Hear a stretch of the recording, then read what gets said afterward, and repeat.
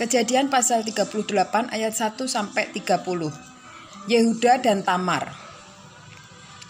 Pada waktu itu Yehuda meninggalkan saudara-saudaranya dan menumpang pada seorang adulam yang namanya Hira. Di situ Yehuda melihat anak perempuan seorang Kanaan, nama orang itu ialah Shua. Lalu Yehuda kawin dengan perempuan itu dan menghampirinya.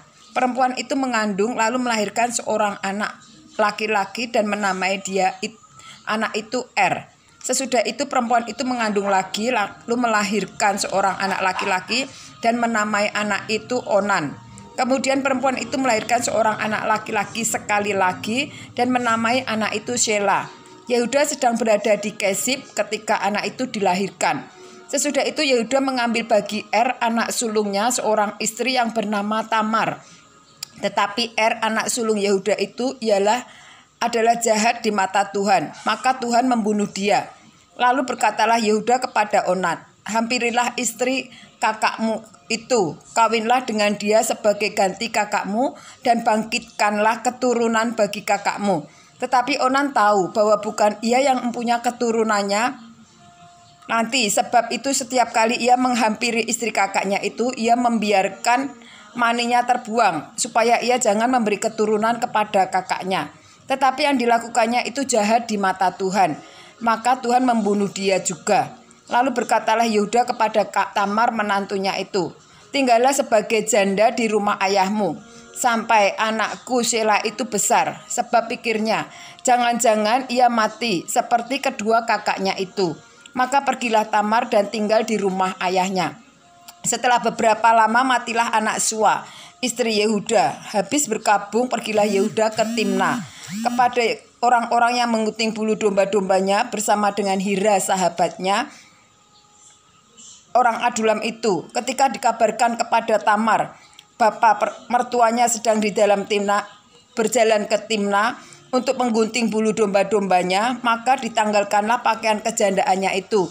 Ia bertelekung dan berselubung, lalu pergi duduk di pintu masuk ke Enaim yang di jalan ke Timna, karena dilihatnya bahwa Shela telah menjadi besar dan dia tidak diberikan juga kepada Shela itu untuk menjadi istrinya. Ketika Yehuda melihat dia, disangkanyalah dia seorang perempuan sundal karena ia menutupi mukanya. Lalu berpalinglah Yehuda mendapatkannya perempuan yang di pinggir jalan itu serta berkata, marilah aku mau menghampiri engkau. Sebab ia tidak tahu bahwa perempuan itu menantunya. Tanya perempuan itu, apakah yang akan kau berikan kepadaku jika engkau menghampiri aku? Jawabnya, aku akan mengirimkan kepadamu seekor anak kambing dari kambing dombaku. Kata perempuan itu, asal engkau memberikan tanggungannya sampai engkau mengirimkannya kepadaku. Tanyanya, apakah tanggungan yang harus kuberikan kepadamu? Jawab perempuan itu, cap meteraimu serta kalungmu dan tongkat yang ada di tanganmu itu. Lalu diberikanlah semuanya itu kepadanya, maka ia menghampirinya. Perempuan itu mengandung daripadanya. Bangunlah perempuan itu lalu pergi. Ditanggalkannyalah telekungnya dan dikenakanlah pula pakaian kejandaannya. Adapun Yehuda, ia mengirimkan anak kambing itu dengan perantaraan sahabatnya, orang adulam itu, untuk mengambil kembali tanggungannya dari tangan perempuan itu. Tetapi perempuan itu tidak dijumpainya lagi. Ia bertanya-tanya di tempat tinggal perempuan itu, di manakah perempuan jalang yang duduk tadinya di pinggir jalan di Enaim itu? Jawab mereka, tidak ada di sini perempuan jalang. Kembalilah ia kepada Yehuda dan berkata, tidak ada kujumpai dia.